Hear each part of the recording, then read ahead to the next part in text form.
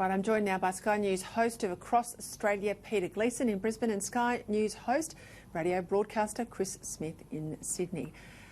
I have to take a deep breath every time I see Christina Keneally because, you know, a former New South Wales Premier not understanding the health protocols in her own former state of New South Wales, which she ran. Obviously, she never read a brief that crossed her desk, but clearly also throwing some real shade there, Peter Gleeson, on Peter Dutton, who we still know himself is in self-isolation. Now, I know from his office he's on the phone, he's directing traffic, he's on the secure computer, etc., but he hasn't fronted a press conference because he can't. He'd be breaking the rules. This is extraordinary.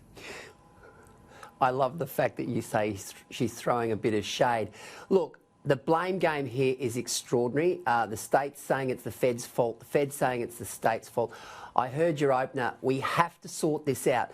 If this ever arises again, and let's just hope to God that it doesn't, but we need to sort out what's going on with the borders when it comes to cruise ships and pandemics. And I can tell you now, Peter, I do know that there are lawyers at 20 paces looking at a class action on behalf of some of those particular passengers who are on the Ruby cruise, the Ruby Princess. And of course, if that happens, who knows who will take responsibility then, because that could finish up in the courts for a long, long time. I think I've got a pie chart I want to put up on the screen to show people at home just how important this particular cruise ship, Ruby Princess, and I'm telling you, they'll be changing that name as quick as look at you when they can paint it over and put something else there. Look at cruise ships there. Look at the percentage of cruise ships. It's up there on the right, the pale blue colour.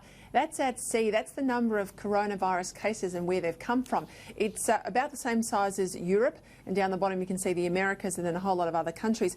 This is a real problem, isn't it? And, you know, Chris, I agree with Gleeson, we've got to sort it out. It's pretty simple, actually. The Commonwealth runs the borders, and this alignment of responsibilities that there is there in New South Wales in Circular Quay, that has got to stop, because they were told by the Health Minister, Greg Hunt, the Federal Health Minister, no one was coming off the boats, but some turkeys down there decided at, what, 2:30 in the morning to bring all these infected people off and then lie about it, cover up. A complete mess. There's so much to say about this, but the essence of this is this. The Border Force department does not have a health unit. There's no health unit inside Border Force. So they can only act on health advice they're given from New South Wales Health. Now, New South Wales Health is trying to have it two bob each way here. 1 minute they're saying, oh, we went beyond the protocols that exist with our national border force people and how we handle cruises. And then in the next breath they're saying, oh, well, when we assessed the boat it was low risk because the symptoms weren't consistent with coronavirus. Who are you getting that information off for a start? What, some ship's doctor? New South Wales Health was slack in this whole area. And now what's happened is that we've got all aggressive, almost like Operation Sovereign Borders, towards all these cruise ships that provide us hundreds of millions of dollars. As a matter of fact, we sent a P&O ship out of the harbour. Get out of the harbour. This is their home. This is where they dock. They've been in this country 88 years. And have probably done a lot for the economy in those 88 years, let me tell you. I think the way this has gone all aggressive is beyond the pale. New South Wales Health should cop the guilt for this. There needs to be an investigation really quickly. They should cop it, and they should stop dealing with these crew. All they want to do, this crew, is get off, get on a bus, go straight to the airport and go home to Malaysia and the Philippines. Well, that will happen, but you make a very good point. There's been a bit of a game here. When New South Wales was caught out, they then have become very reactive, trying to sort of muscle up back into the issue. We know at the airports too, it's supposedly various state health authorities who should be temperature checking people, because once you're through the border area and cleared through customs, or border force they call it now, the responsibility of your health, again, you're right, is the state various departments. But I think out of all of this, whether it's ports or airports, the Commonwealth's got to take over the whole box and dice, from just not letting you in the border 100%. Only to include the health stuff. Enough of this. And the sooner someone on New South Wales, you know, with a political title, a Premier or health hazard, Brad Hazard, gets out there and says, we stuffed up, it's our fault, it will not happen again. Hiding behind the uniform of Mick Fuller, I think, is gutless and it's weak, and this is the sort of stuff that people are fired up about. Anyway, I want to go into another issue, because it's been revealed 16,000 Australians got on a plane after March 19 when the PM said, do not travel overseas. Off they went thinking, well, it doesn't really matter. I'll go to Bali. If I get stuck, of course, you know, the taxpayer will bail me out, Gleeson. It comes back to self-responsibility, doesn't it, Peter?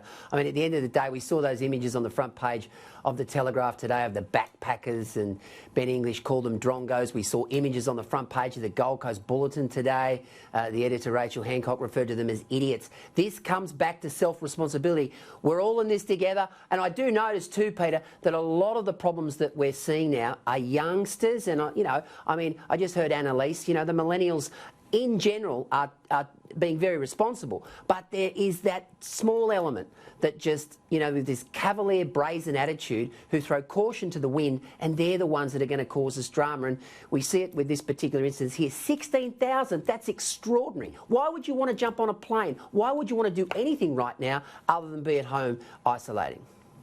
Well, Chris Smith, those images of the backpackers there, if they move around coronavirus, none of them are going to kill their own grandparents here in Australia or any other Australian. Sorry, they're not going to kill their own grandparents. They'll only kill Australians. They need to go home. I mean, if they're not going to toe the line, Peter Dutton 100%. should step in, cancel their visas, chuck them on a Qantas plane, and send them back from whence they came. But you know where they're going now? They're trying to get work in the bush. This is the cusp of the next wave of COVID-19. If they go to the bush, and a lot of the Facebook sites featuring backpackers are now saying, I'm looking for business in the bush, I can't move in the city, they've become so draconian in Sydney and Melbourne, I want to go to the bush, I want to get some work in Dubbo, I usually do it at this time, why don't we go again?